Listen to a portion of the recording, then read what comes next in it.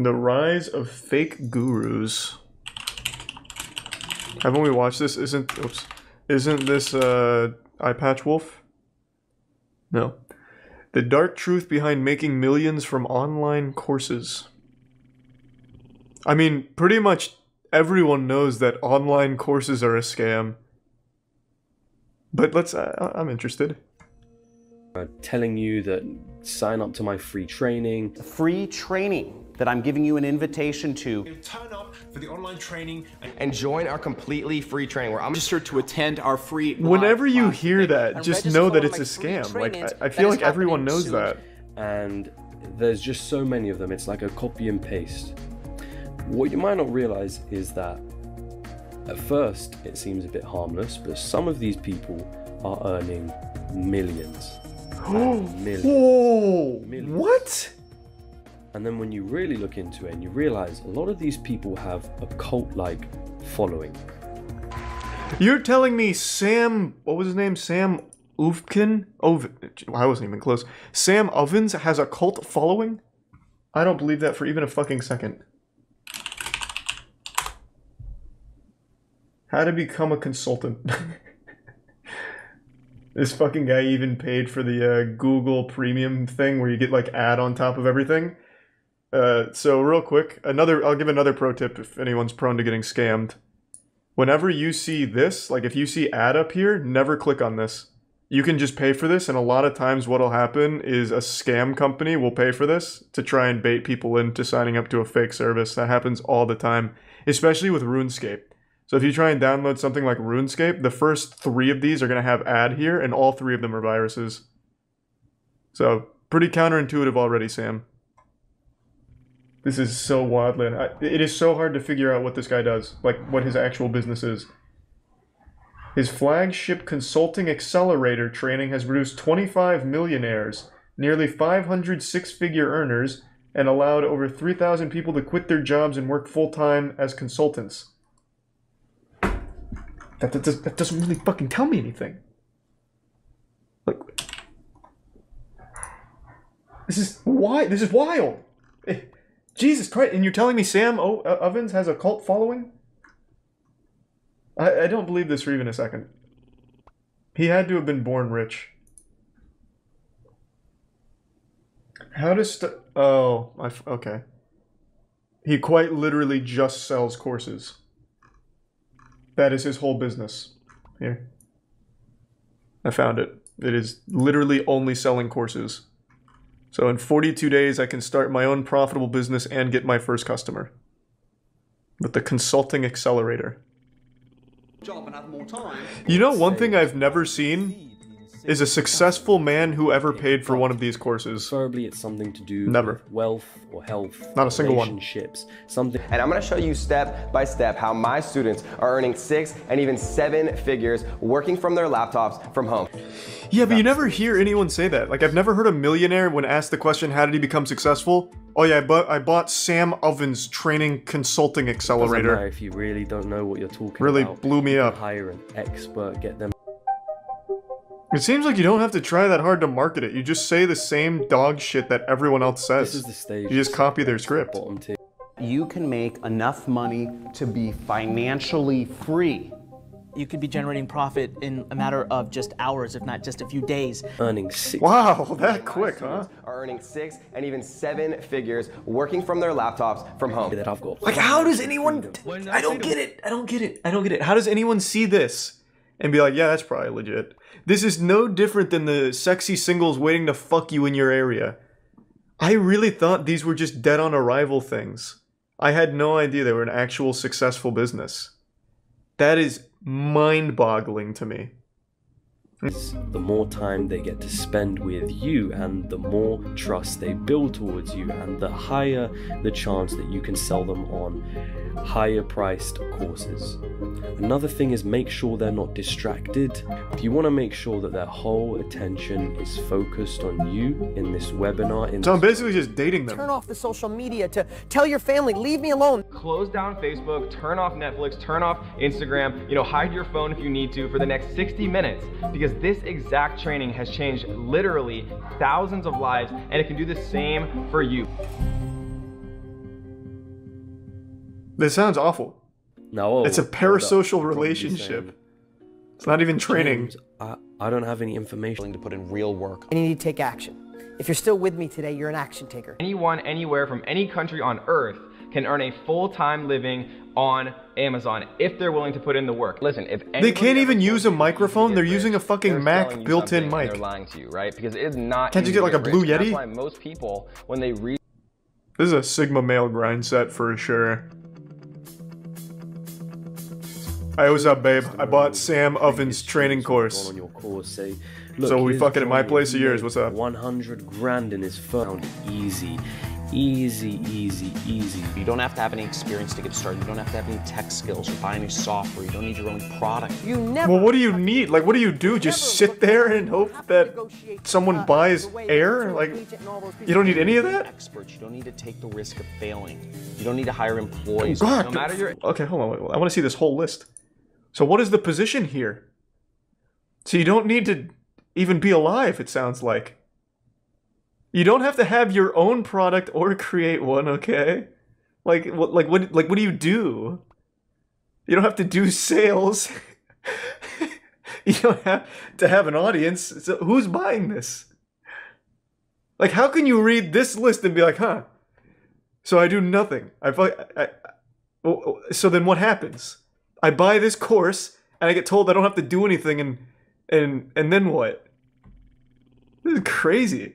I've never seen the courses. I only ever see the ads and just write it off immediately. But seeing this, it's even crazier that anyone would believe this for even a second.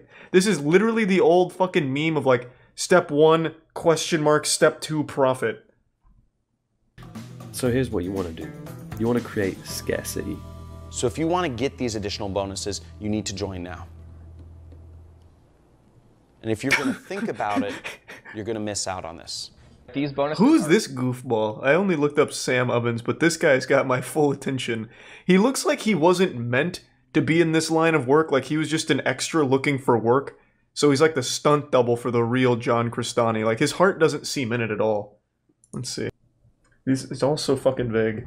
Your job as an affiliate marketer is to do better job of selling the product than the merchant itself. Thanks, John. That's the entire about section. Incredible. Well, I know all I need to know now about John, I guess.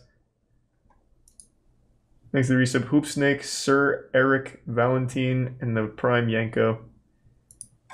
Is there anything else? There's almost no words on here. I guess he's like catering to those that are illiterate, that accidentally buy his course. Like, there is absolutely no words on this whole fucking site. It's just pictures of John. So I started off in college. I was running a little tutoring business, and I want to get some extra beer money. So I set up a website, and I put out some ads. I kind of taught myself to get more customers, and that turned into working for an ad agency out of college and doing pretty well. So that some of the business owners said, he is wearing a leather jacket, so he means business. You know it, I had my own business. He sure does. And if you Google John Crestani, you'll see what he's talking about. Now, no, that's how I ended up here. I googled John Crestani and I saw nothing that made any sense, which is how I landed on this unlisted video on a most likely fake news segment he made. I quite literally can't find anything about what he does. It is like genuinely impossible to understand anything that John Crestani is doing. All he says is he's creating affiliate marketers and that it's your job to make money. Like, what do you mean? I'm not learning anything. I'm just being confused. These bonuses are only available for a very limited time and are only available for the people who are really ready to invest into their future today. He is a growth Because hacker, I once these suppose. bonuses are gone, guys. They're gone forever. For people on this webinar today only, I'm going to do it for $1,999. You can tell them it's okay to finance it with their credit cards or whatever the hell. The money. If the money is the biggest hurdle, but if you have the desire, if you have the time, Oh, if you have God. the willingness, Oh, we have an God, don't do option it. for you. You can No. actually use PayPal credit and you John! can actually, get started. Go into debt for John, little to no money or you'll never down. be successful. It's essentially free to. Yeah, we got absorbed into the unlocks program, but yeah. Oh, God. Holy shit. You don't tell them the truth. right? I mean, after Oh all, my we're selling God. shovels in a gold rush, thousands of pounds. Most of them I got on Udemy and they're like 10 quid here and there. About probably in total I spent £200 on online courses. They're not trying It's to sell super me. different though. Like when you're taking an online course for something like editing, you know exactly what you're getting into. They are going to teach you how to edit. Like you are absolutely getting what you want when you're taking like a course from editors. But when you're taking a course from just a dude who says that he can make you millions, you're gambling a lot more on this guy somehow giving you tools to make millions of dollars. Like it can't even be talked about in the same sentence. Like there are courses that are good, but none of them are like get rich courses. Like success courses, there's not a single one that'll actually make you better or make you more successful. There is literally not a single one that I can think of that will ever get you in a position to be more successful in life. But if you're taking a course for like a focused thing, editing, even sports, you know, there's so much for that. They're not trying to tell me. Fucking wild that essentially people to get conflate rich those quick. two. And that's He's not. I'm kind not of saying the he problem is. I saw it in the with, chat. I think a lot of these. Just a little heads up. I know he's aside not. From all of the moral, I think personally a lot of them aren't gonna last. I think I'm surprised they're eventually still some of them around. Get extremely unethical, or they're going to be caught out in some sense, or there's going to be some kind of regulation. But for your own sake, just don't get into them in the first place. That was a really well put together video. I hadn't heard of half of those gurus. Content like this, I've got a lot of exciting stuff planned. Hit the subscribe button, hit the notification bell. Check out my last video as well. I did it. I hope he sells a course at the end. These are all scams, but mine's real. That's an awesome video. That was a great video, actually. The only major gurus I knew were Ty Lopez and the Paul brothers. The Paul brothers, I don't know if they still do, but they used to do online seminars just like that. Genuine, full throttle, dog shit, awful courses. And I actually watched one, because obviously being the Paul brothers, people just put out the entire course, so I watched some of it. And I just assumed everyone would know that all of that shit is fake, but I guess not. Actually fucking wild. It's time we have an important discussion. It's something that I feel I need to publicly address. Stop trying to scam me. 5 days ago, I posted this video saying that I will give $25,000 to anyone who could find some videos I deleted from 2007 to 2010. As I mentioned, I believe it to be an impossible task, but on my Twitch streams, people convinced me that it might be possible, so I figured I'd make it a fun lost media challenge. Since posting that video, I have been inundated by low-effort scammers trying their best to deceive me. Like some real dog shit things like, Charlie, I'll double your Bitcoin and find your videos, just send the 25K first. You know, just like really dog shit garbage attempts to take the money from the challenge without doing any of the work. I started playing RuneScape in 2005. I have been scammed more times than a rich old lady who always answers a telemarketer's phone call. I have been used like a fucking fleshlight by scammers since I was a kid. I was baptized in the flames of scams. I understand scams, how to recognize them, and I'm not that gullible. I don't usually fall for scams anymore. However, the scammers are getting more creative and clever. I was almost fooled by one the other night, and I'll go over that in just a little bit. But first, let me just go ahead and talk a little bit about this Lost Media Challenge. I've received so many emails and messages from people saying that I owe them money because they found my first Gears of War sniper montage, a video that is currently still on my channel. People are literally just going to my channel and sorting by oldest and then saying I owe them money for finding those videos. You think I would pay $25,000 for someone to click 2 buttons on my channel? You think I haven't done that? Again, the challenge was finding the 500 or so videos I deleted from 2007 to 2010. And I'd mentioned I'd pay money per video that was found.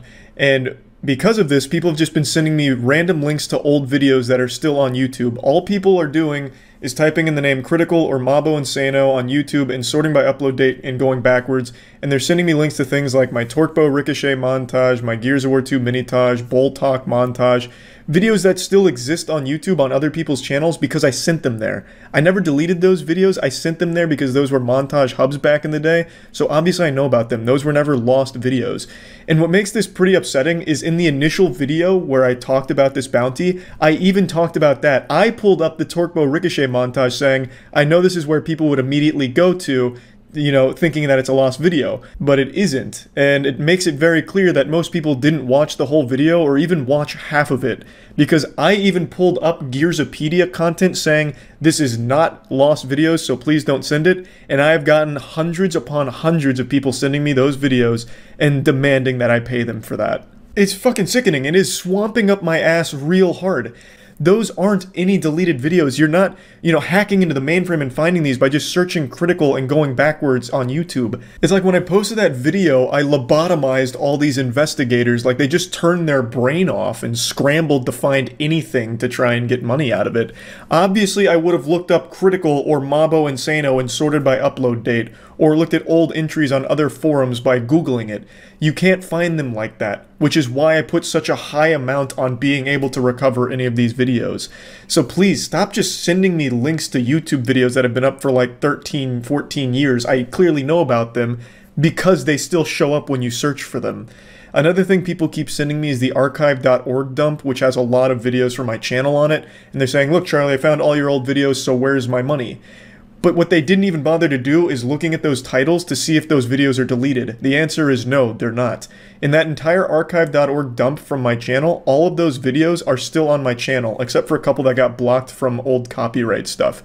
But they're not old videos. Those are like 2014 stuff that got blocked on that dump. So it's not what I was looking for, and no one even bothered to check, and they're still demanding money from me for it.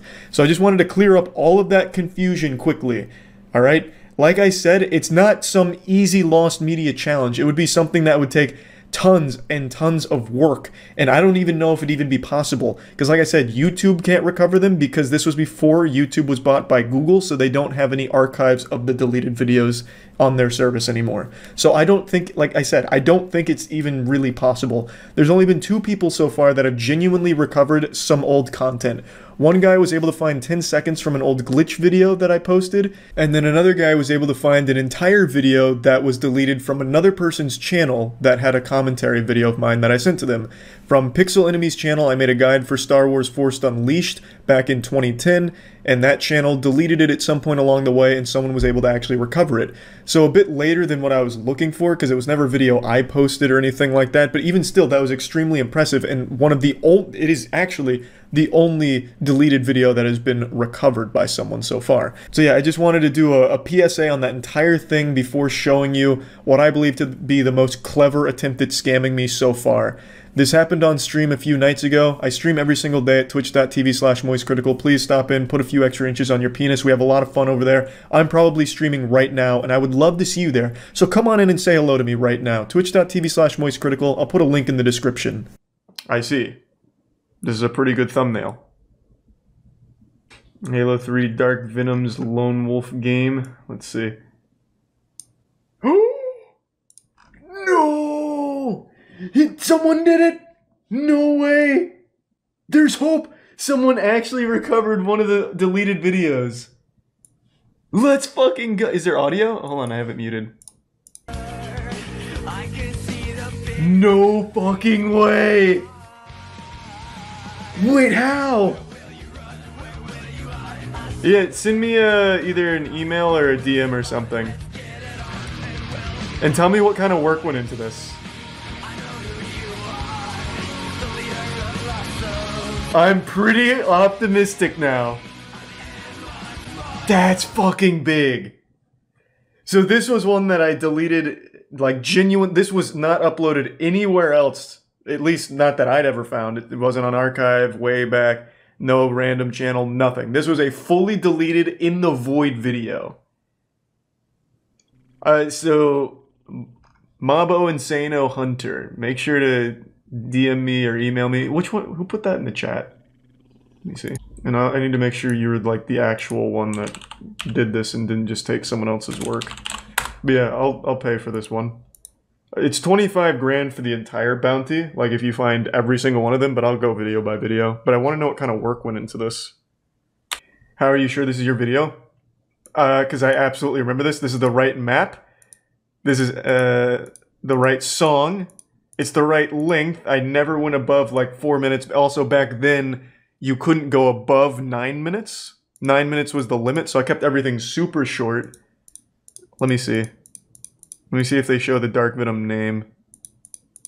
Because maybe you're right. Maybe they did just somehow... It'd take a lot of knowledge to be able to recreate it like this, though. Oh, you might be right. I don't see Dark Venom there. Oh, fuck, you might be right. But how? How would they... Wait, this is very deep now. Everything about this was right, but there is no Dark Venom here. As far as I remember, he didn't have another gamer tag. Because you mentioned the song in your YouTube Bounty Hunter video. That is true, I did mention the song, but I never mentioned the map. I don't think. I don't think I ever mentioned the map. I can't really rely on like my memories of how the match looked, because that's not very reliable. Yeah, you're right, Ashy360 did post it first. Huh, that is very odd. There is no Dark Venom here. Thank you, Twitch chat, for looking out. So Ashy was first, for sure. Comment your name down here, or like your email or something, so I can get in touch. They could have found the map on one of the stills from your video. True. That's true. I also... But this, again, I can't really rely too much on like my memory of the game itself. I don't think he even won the game. From what I recall, I don't remember him winning.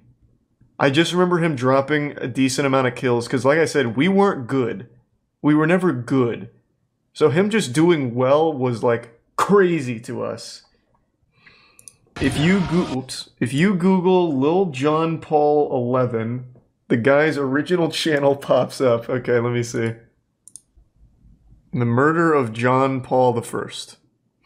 That turned up nothing. You were right. That changed everything. I don't know what to believe, man. This has gotten very complicated.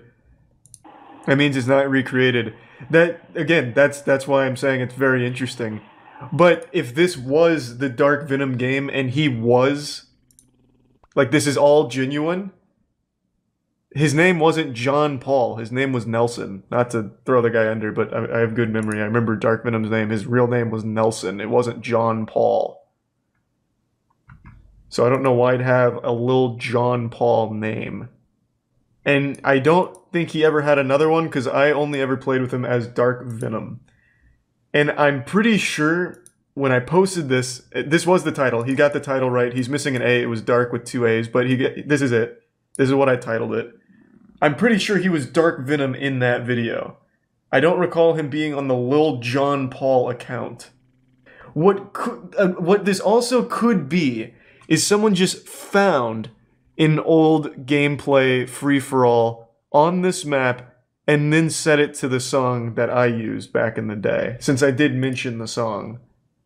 So they could have found this footage, but it's also not on this channel.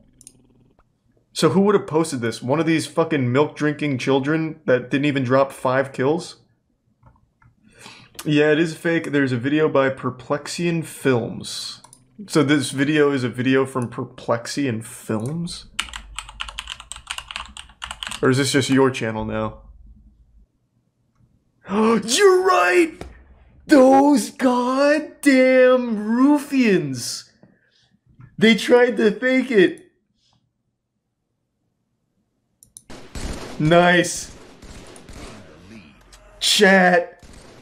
How did you find this? Actual fucking galaxy brain. That's low. That's pretty goddamn low. Thank you, chat.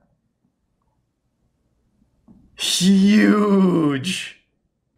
You can fool me. Well, I wasn't totally convinced either. I was the one that noticed the name, just saying. But you can't fool Twitch chat. How the fuck did you find this? So they took his video, pixelated it a little. Well, actually, they didn't even really need to drop the quality because it was a 2010 video. And they just put the song to it. Fucked up, man. That's fucked up. Yeah, like I said, I don't think it's ever gonna happen. I don't think anyone will ever be able to recover those old videos. That's even more so scummy for the money aspect, but also just, it's so immoral. You know how badly I want these videos back? To play with me like that? Ugh. You found it because Lil Jon is subbed to him. We have like real detectives in here. Thanks to give sub Spider and the Prime Horny. I wonder if I did contact them, what they would have said for how they recovered the video. Just fucking techno mumbo jumbo, just a bunch of jargon that doesn't make any sense. I tapped into the flux capacitors, vibrated at the correct kilojoules, recovered it from the ether.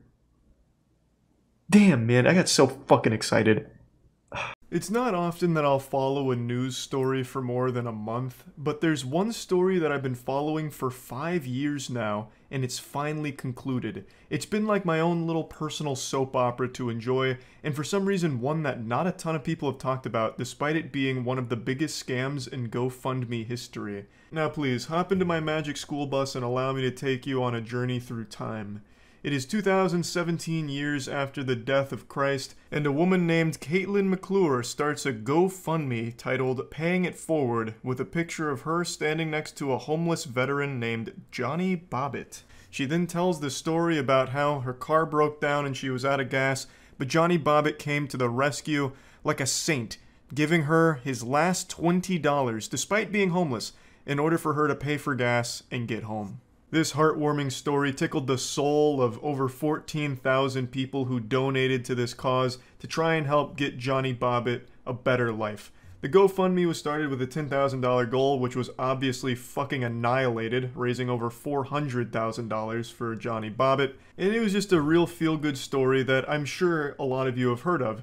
This was 2017 and GoFundMe was very popular at the time. It still is, but this is when GoFundMe was really popping off. Some of you watching may have even donated to this cause, and I'm sorry to be the one to slap you with the unpleasant palm of the truth, but you were scammed. The 5-year investigation here has finally concluded. It was 100% a scam, and the verdicts have been passed. I'm going to get into the verdicts and everything towards the end, but I want to give you this entire timeline here because this is more wild than you'll probably expect. Now, I've been pretty outspoken about the dangers of GoFundMes. I think it's a great tool that gets abused by a lot of pieces of shit just trying to take advantage of good-intentioned people, just trying to squeeze money out of them. So you just gotta be careful. You can't just blindly donate to something on GoFundMe without doing your due diligence first to make sure it's legitimate.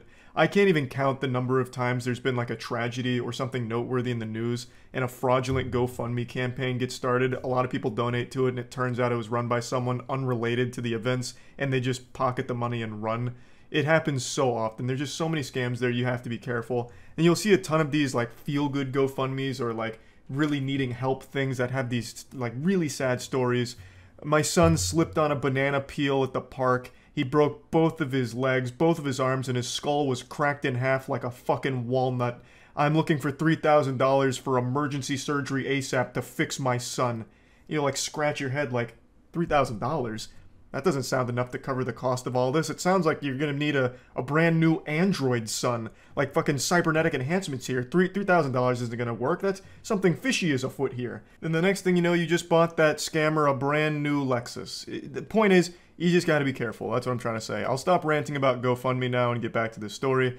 So in 2017, Caitlin McClure was dating a man named Mark D'Amico. And then one fateful night they were texting each other and they started talking about a homeless man they both knew. That homeless man was Johnny Bobbitt. And we're talking about him, talking about like maybe wanting to help him, and they'd given him $10 in the past. And then an hour after this conversation between the two of them, they launched the Pay It Forward campaign after taking a picture with Johnny Bobbitt.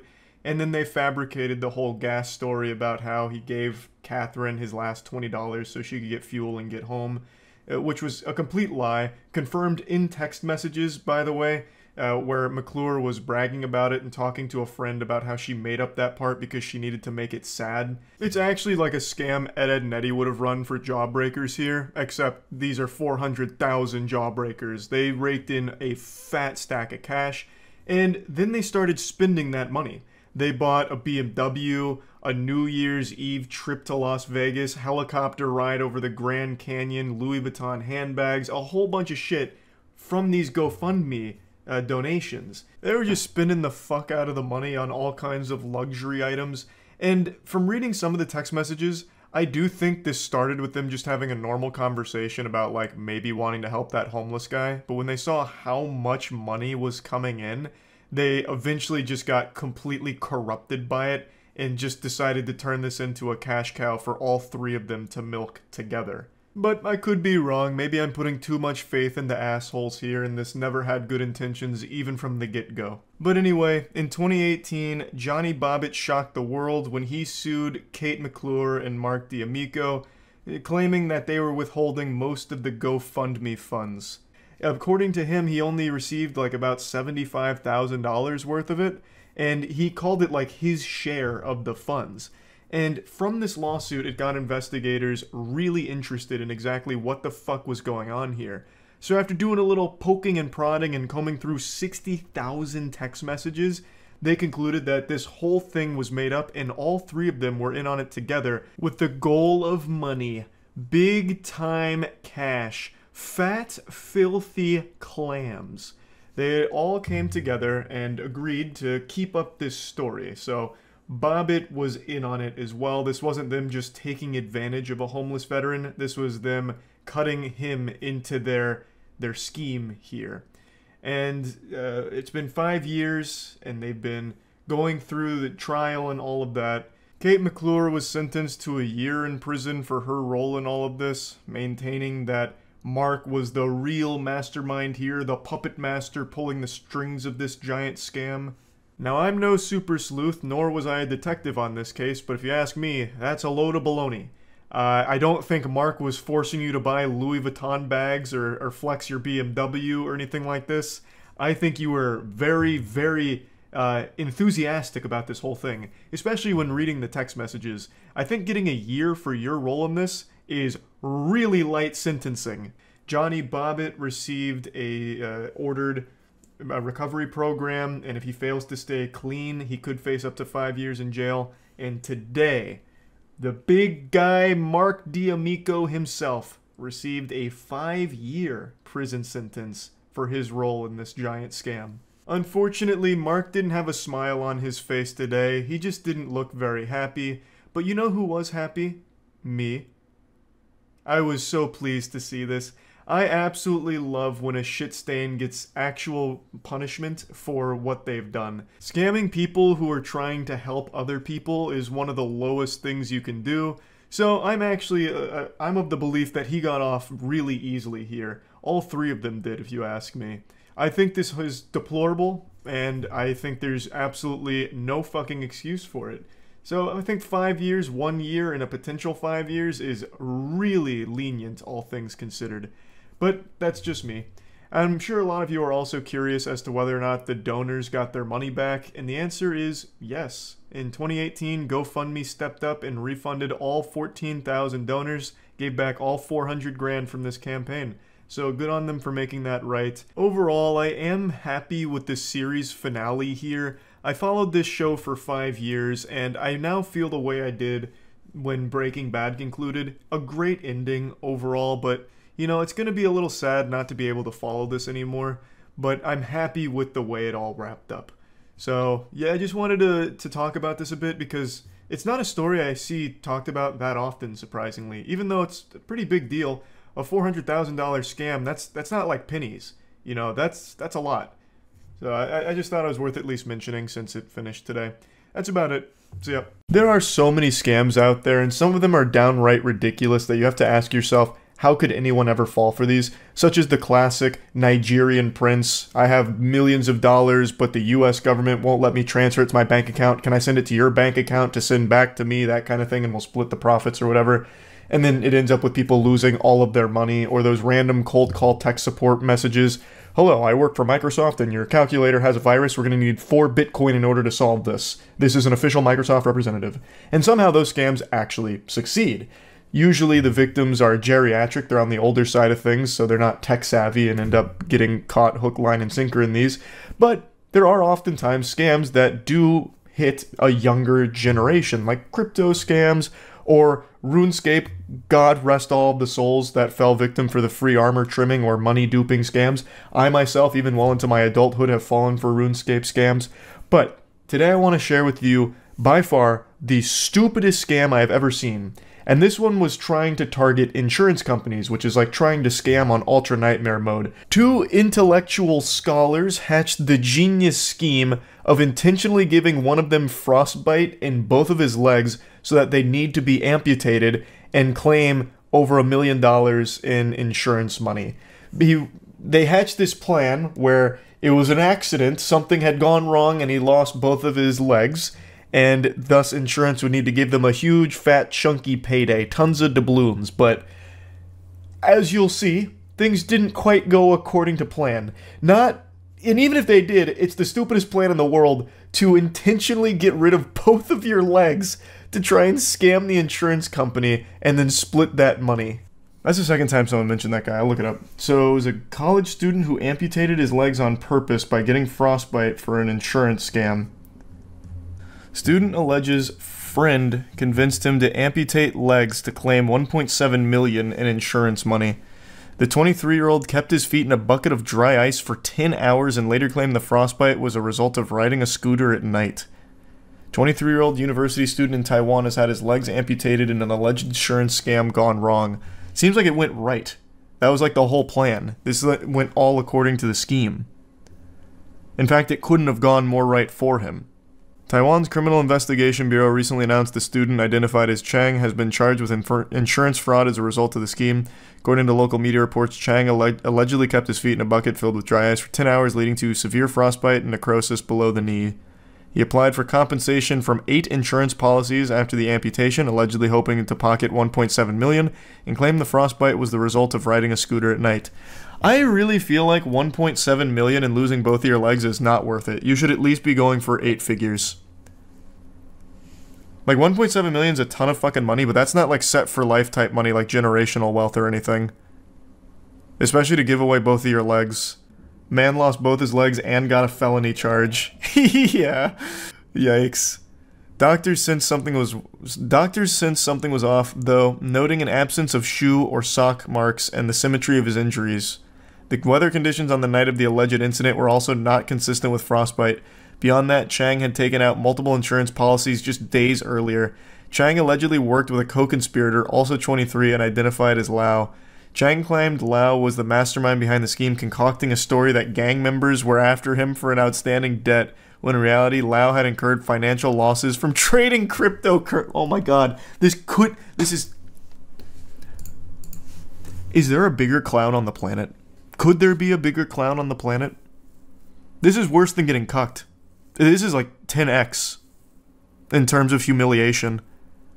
You let your crypto bro friend convince you to get your legs amputated so you could make up for his financial losses? What a waste. What a fucking buffoon.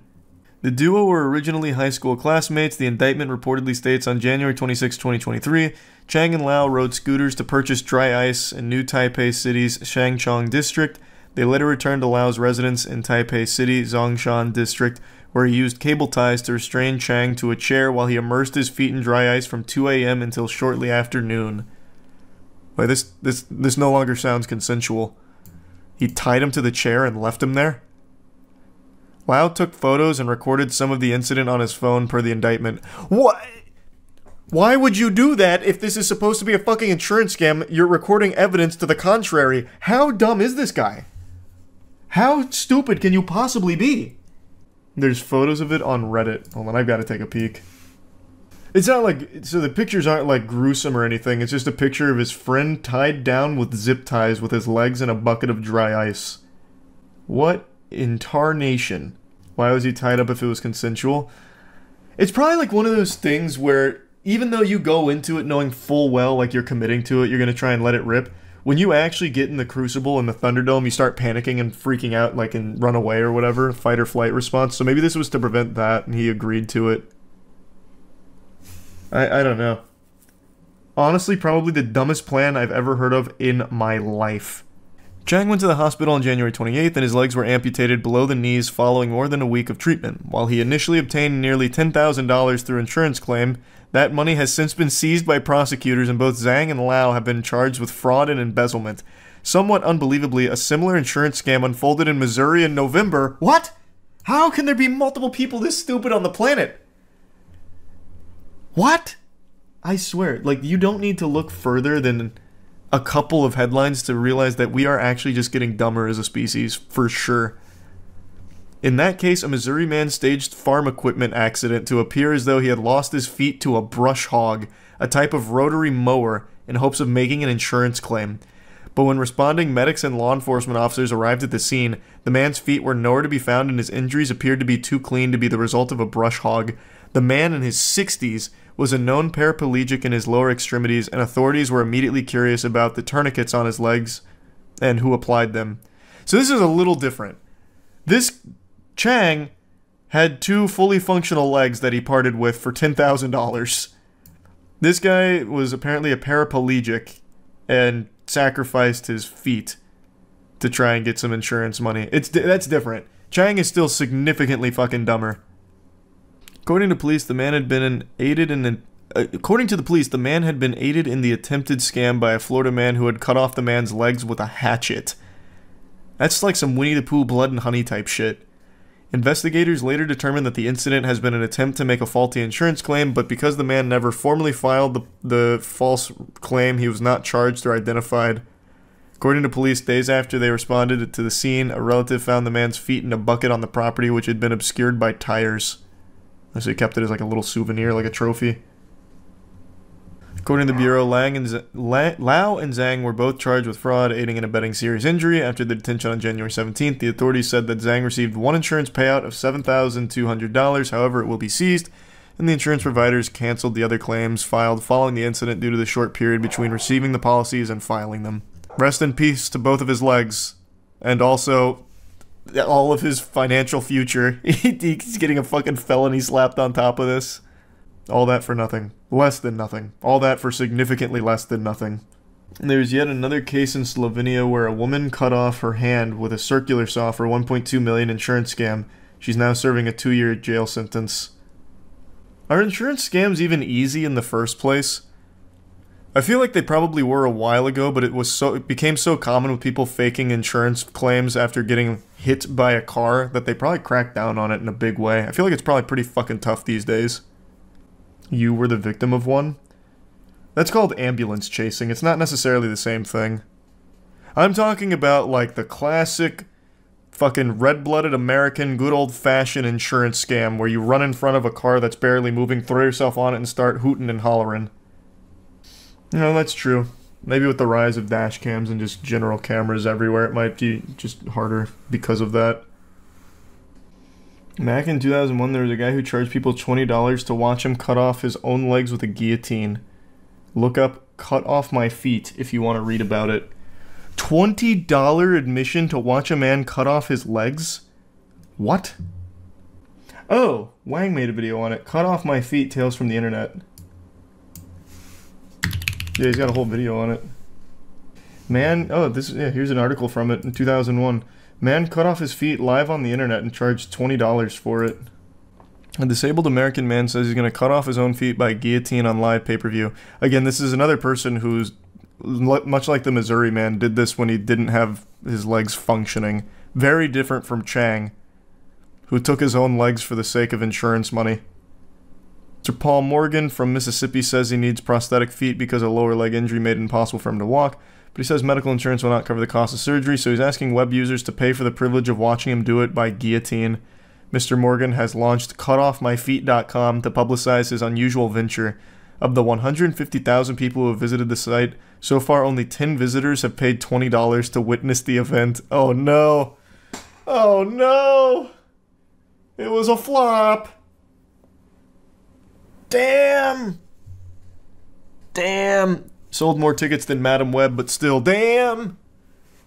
According to the site, Mr. Morgan was injured in 1986 after he fell from the back of a truck and was run over by a boat trailer being towed by a vehicle. God damn. I mean, he made a whole spectacle out of this. He said a local anesthetic will be used during the procedure and an ambulance will be on standby. When asked if he was looking forward to pushing the button on the guillotine, he said, "Yes, the sooner this is done, the sooner it's over and new feet come." This man turned this into like a fucking creator clash level event. We got the anesthetic and the ambulance on standby. We've also got this truss put up with some lights above it so it'll be like a WWE match. It seems like he was going to do it one way or the other, because insurance wouldn't cover it. So I imagine he did it.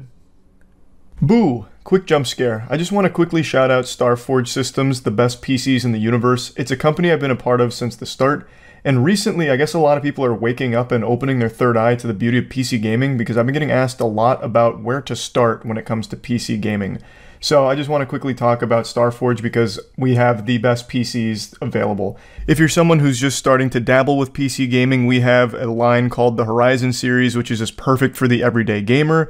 Or if you're someone looking for top-of-the-line equipment, top-notch, looking to upgrade to the best available, we have an entire line called the Voyager series. At Starforge, we have several different PCs at different price points, so you can always find the PC that's right for you and your needs. It's premium quality, impeccable attention to detail, white glove service at an accessible price point, and each computer comes with a full 2-year parts and labor warranty.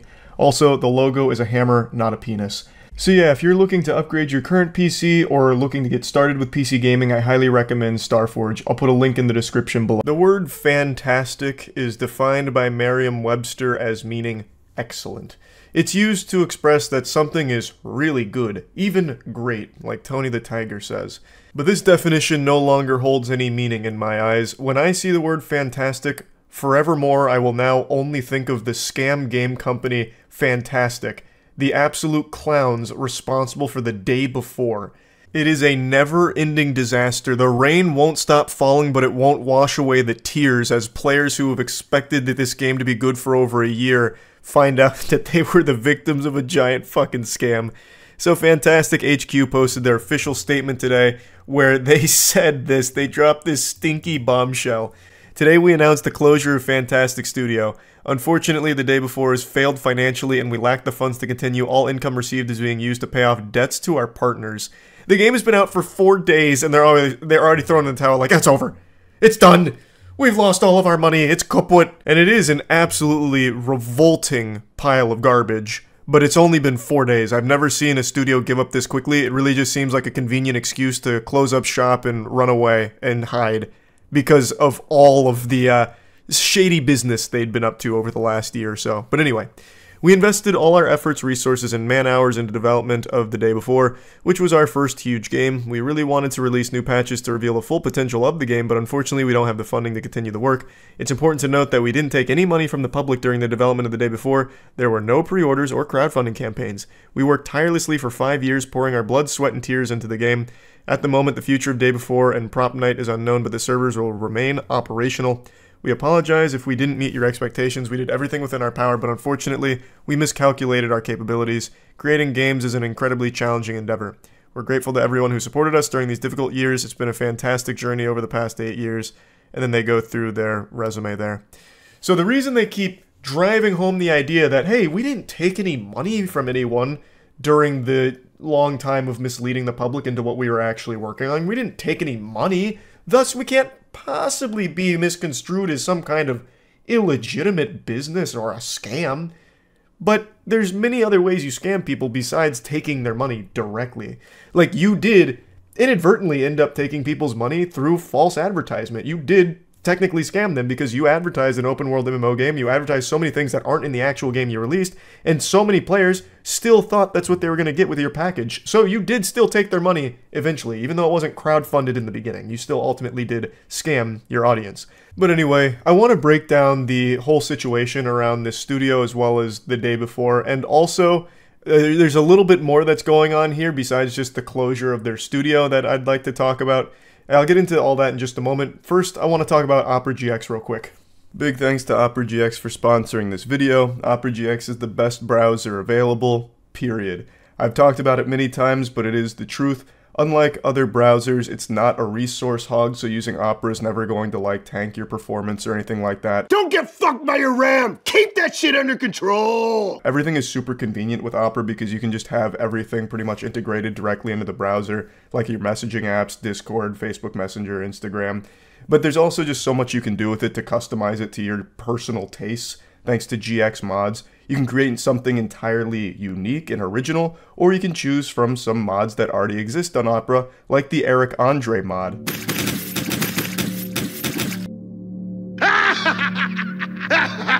Customized sounds, wallpaper, colors. Do whatever the fuck you want. Another fun feature is the GX Corner, which can keep you up to date on upcoming video game release dates as well as the best deals around, so that way you can find the optimal spot to shop for the upcoming game. It's just so many fun features that Opera has. I highly recommend using Opera as your browser from this point forward. You can click the link in the description below to get started, and thanks again to Opera for sponsoring. Get Opera GX! Now, I'm just going to break down the basics of this if you haven't followed this story. It's something I've talked about for about a year now, and the game just came out, so it's being talked about again. I also just made a video on it. But the day before was Steam's most wish-listed game. It was a series of trailers that were advertising a product that never actually existed, and the developers, their studio, is called Fantastic. Thus, they're responsible for the most misleading marketing I've ever seen. That would be like me trying to market myself on Tinder as being 6'5". Like, you can't really tell in a lot of the photos, but eventually someone's going to find out that I'm not that tall. And that's exactly what happened with this game. Everything they were showcasing, this open world zombie game, never actually existed. So what happened is, what did release 4 days ago is this fucking mess, this wonky piece of shit that is unplayably bad. And it's clear that they never ever had that product they were showcasing for a year that people were so excited for. Now, I have a working game theory on what exactly led to all of this. I truly think Fantastic as a studio made all of these trailers to generate as much hype as possible to get like an audience hooked on their idea, their concept, to try and sell it to investors, to get a lot of investor backing behind it. So they go through this nefarious plot, they do get a ton of people excited for the day before, most wishlisted game on Steam and all that, but maybe no investors ever bid. Maybe they never received any investor backing, so then maybe they felt as though they were pressured at that point. They had their ass held to the fire. They have all of these people demanding a game that they don't have and they don't have the ability to make. And perhaps they were fearful of a potential lawsuit for what they were doing.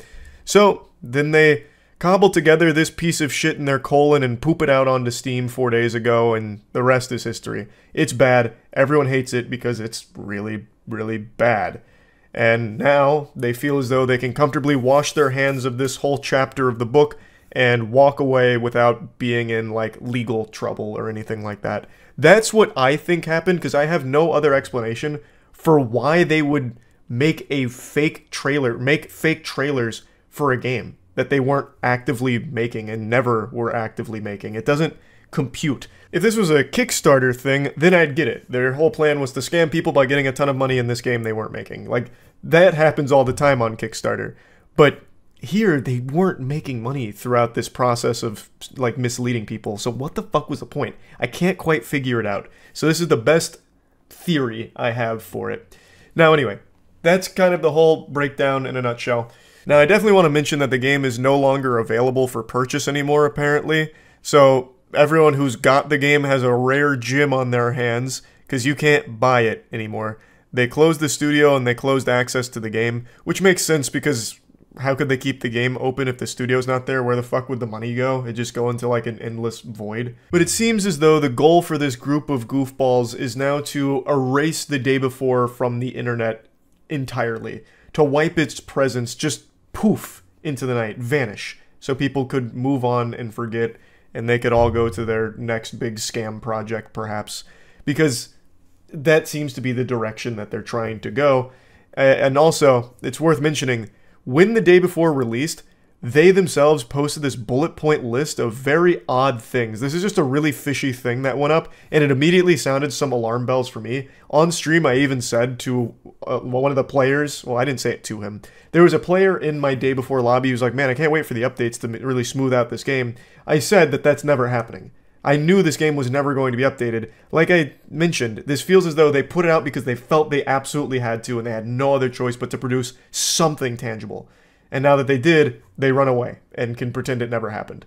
And this bullet point list is the main thing that made me feel that way. So it's like, to our future player who will dive into the game on December 7th, we made this for you. So like almost a little victory lap, you know, it's a celebration together. We'll continue improving the game and adding content. That didn't age well. It didn't even make it a fucking week before they put her down, took it behind the barn. They then have a bunch of mumbo jumbo to the haters To a person who didn't believe in us, we made this game for you too. We accept any kind of criticism and don't hold a grudge against you. Before we continue moving forward together, kindly allow us to note a few things. Please forgive us for not doing the best marketing and teasers. We learn something new and improve ourselves every single day. Jesus. you made teasers and marketing for something that never existed. And they also copied quite a bit of things from those as well. Please don't accuse us of scamming. That's not true. We didn't take a penny from anyone. Literally begging people to just stop calling them Scam Game, even though they are Scam Game Studio. Like, this is still a scam. Please don't accuse us of asset flip. That's not true also. Our team worked day and night for 5 years to make our dream game a reality, which is also not true because the actual fucking city map is an asset. They used assets. Like, I don't know why they're just blatantly lying about it. And then please don't underestimate our work. It wasn't easy. We are like you, we worked hard, and we're incredibly happy that our game will finally see the light of day for everyone to explore. Saw the light of day for 4 days. It didn't even make it long enough to learn how to crawl before you gave up on it. Well, it was always the plan to give up on it, clearly. I think that was designed from the beginning. They got a huge influx of cash. I think they had like a peak player count of like 30K. That's a lot of money. Like, that is actually a lot of money that they got up front for this fucking game, this pile of shit. So they did make a pretty penny off it and then bounce. They just said, we're out. The whole thing is so scummy. I think everybody knew this game wasn't going to get any real support from this team. I think all of us were surprised they even put something out to begin with. That was the biggest shocker about any of this, that they actually produced something, even though it was barely functional and absolutely horrid to play. The fact they made something was such a surprising twist. But yeah, everything else besides that is not surprising. Them closing immediately after this comes out, after getting some money from the gamers, that super expected. I didn't think it'd be 4 days. I thought they'd close it after like a month or so of hosing people down and maybe like drip feeding a couple of meaningless updates here and there, perhaps, like maybe. I didn't expect it to be this quick, but yeah. That's kind of the whole story here, and I feel like that's probably where the legend of the day before ends. So yeah, that's about it. So yeah.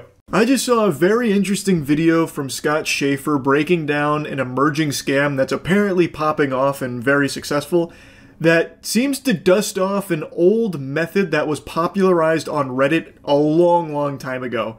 In the early days of Reddit, where updoots were the most sought after currency since Bitcoin, the citizens of Reddit, the narwhal baconers at midnight, came up with a strategy to farm these coveted updoots that everyone was chasing like the Fountain of Youth. In a nutshell, the strategy was take an image or a video from some unrelated person, usually like an older person or someone in a hospital, and then drum up a sob story like, this is, you know, old Peepaw Cletus. I loved him for so long. Yesterday he passed away, but his final wish was that this photo of him giving me a thumbs up reaches 50k karma and breaks the r/gaming super record. Can we make his last wish happen, guys? And then naturally people are like, oh, I'll support that, and then they all did. Well, now that exact same strategy is being used to sell drop-shipped items from Temu on TikTok, and it is blowing up. I became aware of this scam not from TikTok, but a YouTube channel called Force Orbs. This channel is originally a TikTok account with the same name that moved all their videos to YouTube Shorts to try and scam more people. The page is all about promoting their custom Star Wars art, all made by one old man. You said that you would destroy this Sith, not join them! Bring balance to the Force, not leave it in darkness! Execute Order 66. I'm not gonna lie, it's actually kind of nostalgic to see this scam again. I thought for sure this was a menace long since forgotten. I really cannot even picture the person that would see this video and think for 1 second that this is real. Like, I don't know who sees this and is like, oh man, this is heartbreaking. He's right. That video of that girl shooting a baseball at a car's window got so many views, but his Star Wars art is getting ridiculed? What kind of... What's happened to us? This is not right. I'm gonna buy 10 Force Orbs to support him and let him know how happy I am with this purchase. Of course, the reality is the old guy in the video here has no fucking clue what Force Orbs are. He is not involved with this at all. It's just some random douchebags that are drop shipping it, using this as their marketing tool here. He's become their mascot, the Toucan Sam to their cereal that they're peddling. All of their videos are pretty much the same. It's a sad old man who makes custom Star Wars glass orb art, and he's upset because any clip on social media with a cute girl gets millions of views, but his videos trying to sell his art, no one watches. In many of the clips, he talks about that he's running out of money, and people in the comments taunt him, saying things like, "Grow up, old man. No one loves Star Wars anymore. Besides, nobody is buying your stupid Star Wars art." Another classic. You rage bait and tug on the heartstrings here. Oh, look at what these people are saying about my Star Wars orbs. They say it's stinky and they don't want it. They say it's not art. They put art in quotations. They say nobody loves Star Wars anymore. Can we prove them wrong? Can you guys all buy my fucking art, please? Also, it's just such a dog shit comparison in the first place, by the way. It's unjust that this video has millions of views, but mine doesn't. Doesn't that just make you mad? Isn't that just the most upsetting thing ever? A real tearjerker. Now get your wallet out, please buy some of these Force Orbs I found on Temu. But what this item actually is, really is just a customizable LED glass orb that you can find on sites like Temu for $16. Any photo you want can be uploaded into these, but the scammers are trying to sell these with preloaded Star Wars images and calling them Force Orbs. The real crime is on their website, where they are selling these for a whopping $60 a pop. $60 is pennies to make this old man's dreams come true. Can we get his videos to 66 million views here so it matches that girl shooting a ball at a fucking car windshield?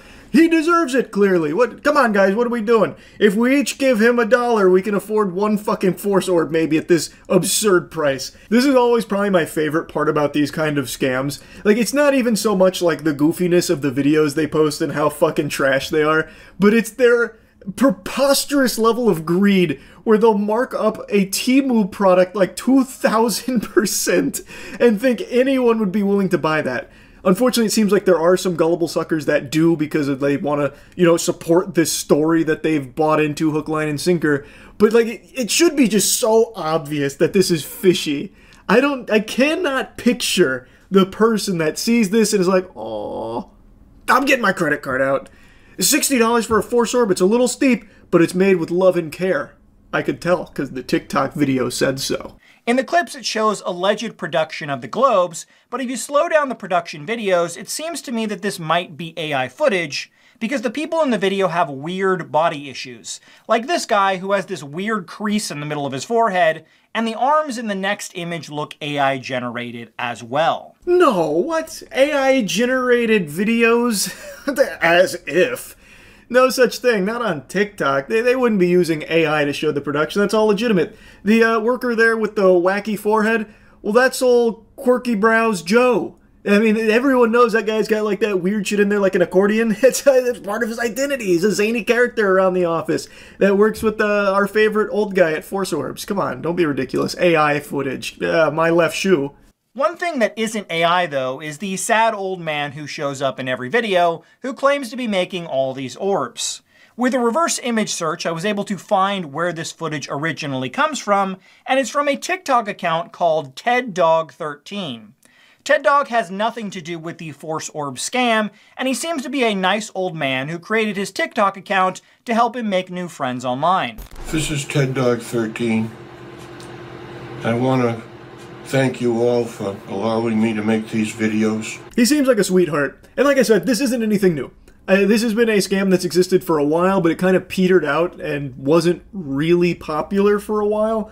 But now, thanks to TikTok being such a strong marketing vessel and people so willing to just buy into a sad story and like rally behind what they think is a good cause for these products on TikTok, people are now spinning that goodwill to exploit it. So now they're just drop shipping trash with fake stories around it, taking other people's videos, and then even using AI videos to try and, spruce it up a little bit to get people to buy into it.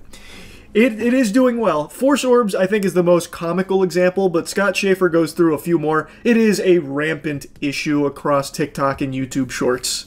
Another TikTok and YouTube scam channel known as Fuzzy Paw Slides is doing the same thing to push their scam products, But this time, they've added another twist to the tale. This is my last-ditch effort. Please stay to the end of this video, as it would help me tremendously. So my grandpa decided to take a leap of faith and start his own cat shelter. Currently, he's struggling to make ends meet and keep it open, so he decided to start making handmade cat slipper. He is the most kindest and talented person I know, but he has not received an order in 6 months. Please comment to boost this post and help support him. Oh. Make handmade hand slip. Make handmade. You ever had a dream that you ever wanted the handmade cat slipper? Wow, that's so sweet. He opened his own cat sanctuary, but hasn't had an order for 6 months for his handmade cat slipper. Come on, guys, can you boost this post so we can all buy his handmade cat slipper? Wow, that's such a good story. What a story, Mark. Sure enough, you can find slippers just like this on Alibaba, going anywhere from $1 to $3 for a pair, but the website for the scam is selling them marked down from $50 for the low price of only $30. Fuck! I'm losing money not buying the handmade cat slipper. Only $30 for a handmade cat slipper to keep this old man's sanctuary running? Oh my god, the blood of those cats is gonna be on my hands if I don't support him! No! Talk about a great deal. What truly is disgusting is they have a donate button, so you can help out their fake cat shelter that doesn't actually exist. No sarcasm on this one. That is just straight up outrageous.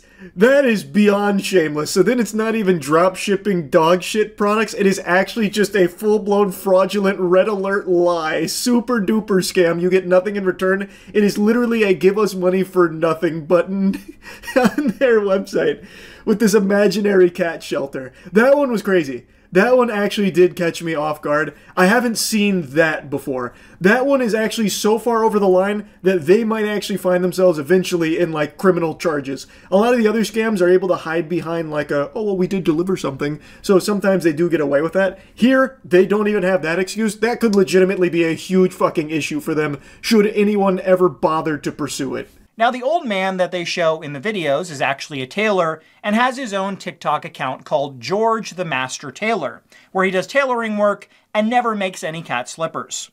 George and his daughter have put out a few videos calling out the many TikTok accounts that have stolen his videos to promote their scam products. Good morning. A lot of people using my face and they're selling stuff that's fake.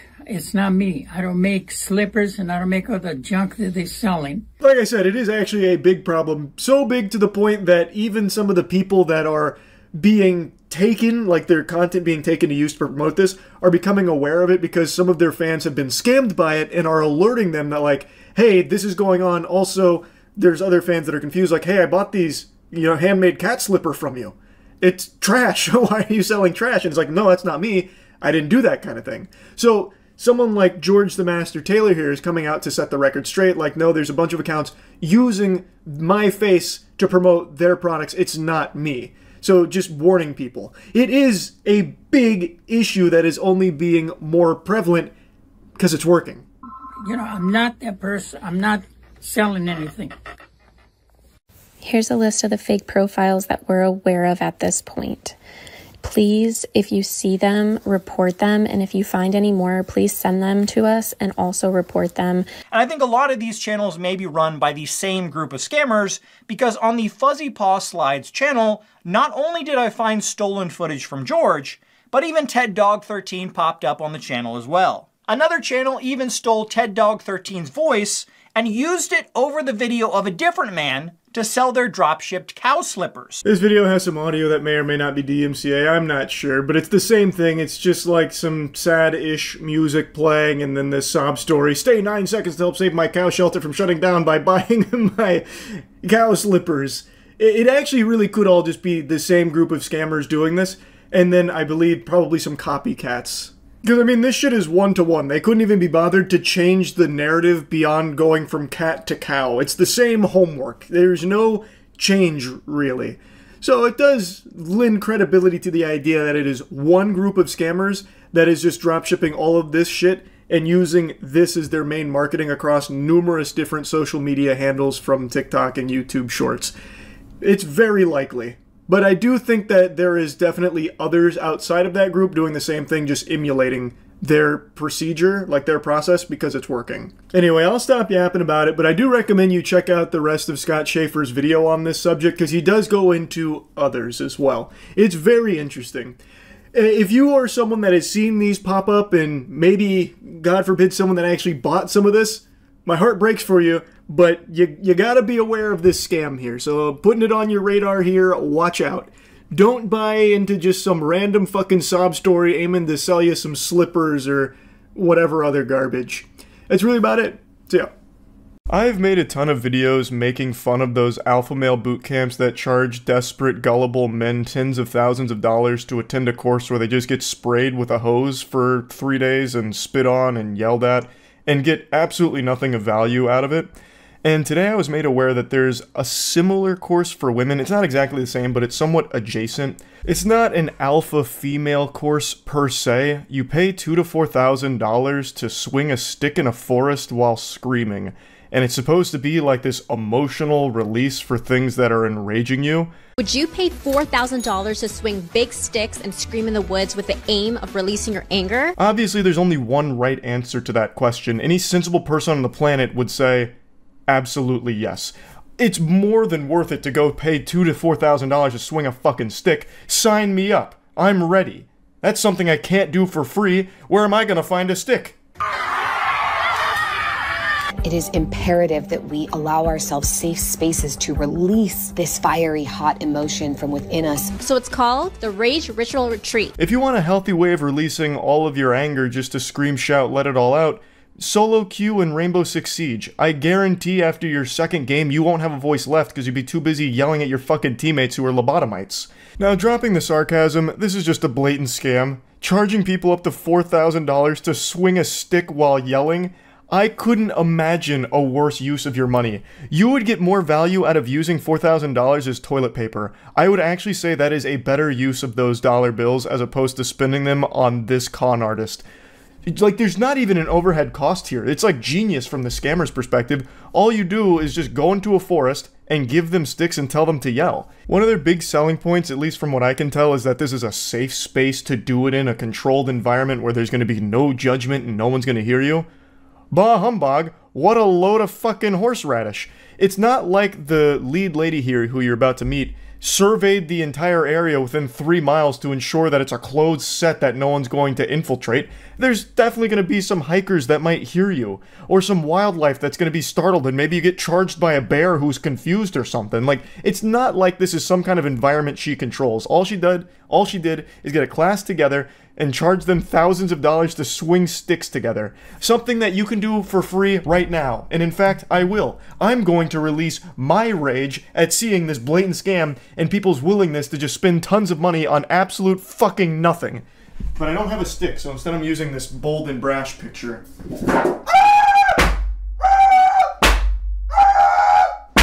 And the founder's name is Mia, and she describes herself as a spiritual fairy godmother and is known online as Mia Magic. You're gonna need big sticks. Right now I feel angry, right now I feel frustrated. Everything, whatever you're feeling, let it out, express yourself. Basically paying thousands of dollars for a guided anti-meditation class. So you visualize something you don't like. So for me, I've got a big mental image of James Corden. Grr, I'm gritting my teeth. I gotta let all this anger out. Where's my stick? And then spiritual fairy godmother gives you permission to start yelling while hitting the ground with a stick till your arms give out. It's an actual caveman course. The lady behind it is a self-proclaimed mystic whose supernatural ability is getting middle-aged women to empty their piggy banks for her. And her rage ritual she describes as, when people do this and give themselves permission to release their anger, their capacity for joy actually expands. Which is a bunch of fucking mumbo-jumbo. Like, this gobbledygook is something you see in every angle of these scams. Like, alpha male boot camps do the same thing. Right now, you're a broken man and only we can fix you because we're gonna give you the capacity for success. So give us $18,000 so we can stick this hose up your ass. They're able to feel more happiness and pleasure, and they go home to their families with more gratitude and ease and peace. That's like the same goofy logic in the Purge movies. Alright, we're gonna make murder legal for 1 day, so that way you can get it all out of your system, and you won't want to murder anyone else for the entire 364 other days. This is like that same thought process. Alright, we're gonna go to the rage retreat for a little while and you can scream a lot while swinging a stick, so when you go home you're gonna be so much more peaceful and you won't have any rage left and you won't get angry again. As I've said in some of the alpha male courses where they have you scream into the instructor's bosom, literally just motorboating a dude's chest while screaming, I have said that it is definitely relieving to yell. Just have this big emotional dump. Ah! It feels great sometimes just to let it all out. I get it. And you know what the beauty of that is? It's free. You shouldn't be paying thousands of fucking dollars to do that. You can do it now. And I guess I should mention that she does have another more financially viable option where it's a one-day ticket at $222 per person. Now, just to put that in perspective, for 222 clams, you can just go to a fucking smash room right now, get yourself a sledgehammer or a baseball bat or your medieval weapon of choice, and just start breaking shit while yelling and screaming. That is like a full body release. It's very emotional if you want it to be, I guess. It's significantly cheaper, you're not getting scammed, and you get to have fun with it. Why not just do a smash room? Like, this has no advantages at all except you go into a forest for it, which doesn't do anything. And it's not even like she's trying to sell it as that, like, oh, it improves your connection to nature through like this, you know, chakra realignment with the Earth's magnetic crust. Like, she's not even trying any of those weird angles that we see a lot. She is literally just saying, hey, come swing a stick and yell. Well, then let me cosplay as your financial advisor real quick. Save yourself the doubloons and go to a smash room right now if you think this is something that's going to help you feel better and like let off some steam. Go to a smash room, save yourselves a lot of money, and bust up a car, destroy a toaster, fucking, I don't know, blast an old kitchen sink, whatever they have there, and start yelling and screaming, get real primal and guttural with it. Like, there is no reason anyone should be paying thousands of dollars or even the couple hundred dollars to do this rage retreat. It's just a scam. Now, participants are encouraged to scream, to think of people and experiences that have wronged them, and swing big sticks for up to 20 minutes or until they can no longer move their arms as a way to release their emotions. This is a place where we get to go full out without any feeling of restriction. Hey, it's me, Charles, again, your spiritual Gary Godfather, your spiritual fairy godfather here.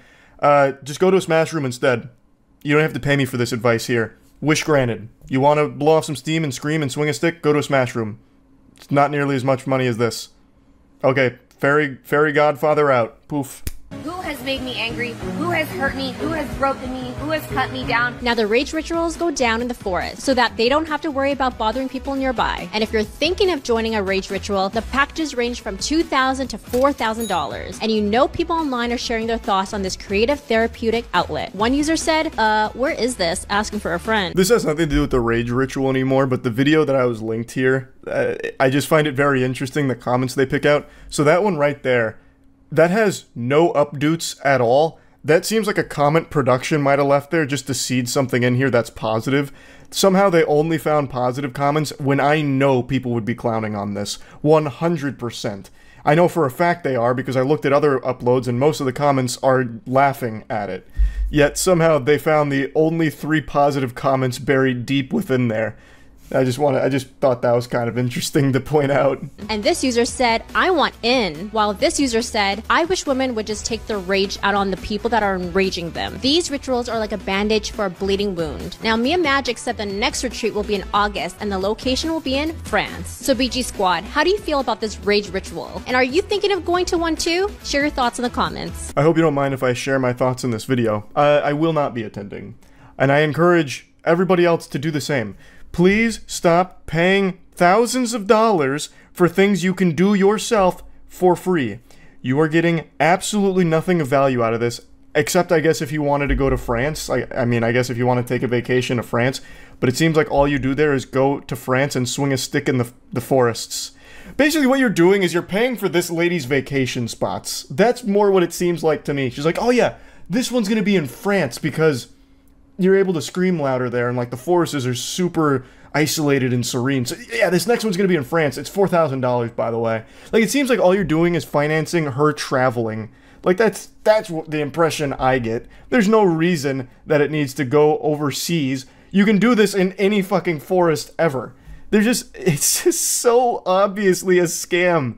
taking advantage of gullible people. It's so fucking ridiculous. But that's just kind of the day and age. People are more than willing to just part with tons and tons of money for absolutely no reason at all.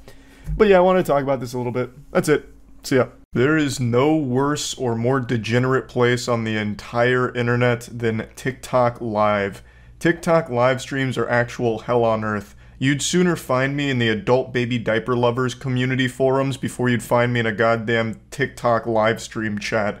I would sooner go to the front lines of a war zone than venture on over to TikTok live streams. It's just so bad and pathetic. The majority of the TikTok live streams I've ever seen are just blatant scams or people non-stop begging for donations with a made-up sob story. And that's what we're going to focus on today. I'm sure you've already seen some of the more popular scammers on TikTok live streams, such as the one Mudahar recently made a video about. This is a trend where you have these adults near children who appeared to be ill, and it's a pre-recorded video, it's not actually live. Sorry to spoil the Christmas magic there.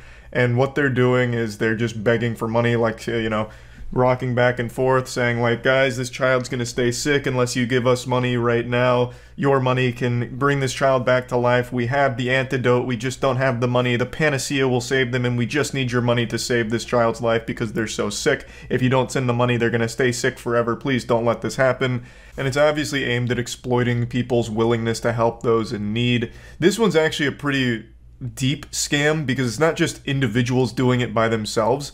It's actually like an entire business that is having people do this for them. Like it's like almost an entire empire they're building off of this scam. At least that's what it appears to be. And there's one other thing I'd like to mention, and this one's not very important. It's just a little pet peeve of mine that really grinds my asshole.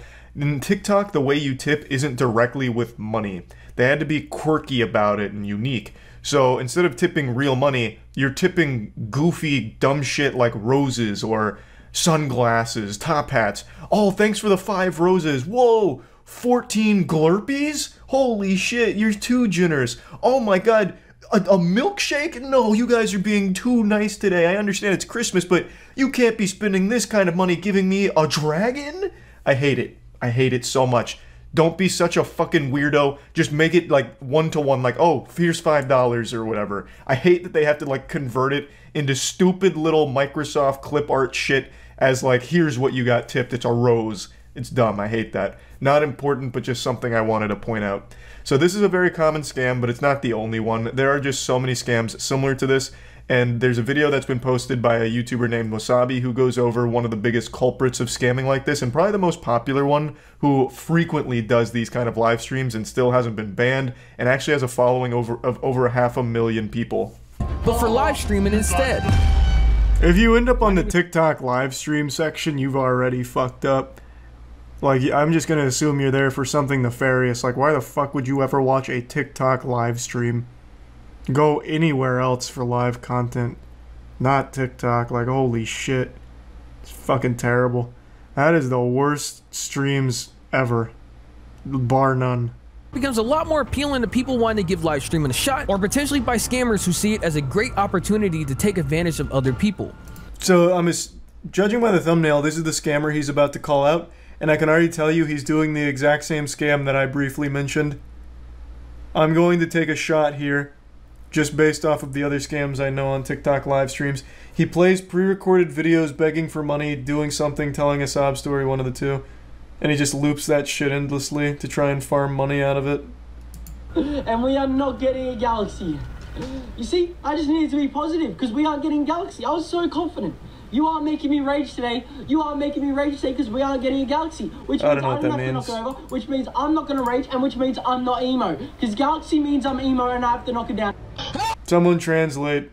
Is a galaxy some kind of like in-app currency that's a big one? What does that translate to real currency? How many doubloons? Why am I... How am I getting so many different answers to that question? I'm just gonna look it up myself. How in the fuck... It is a standard rate on the gift, I have to imagine. How the fuck did I get a range of $5 to $1,000 from so many different people?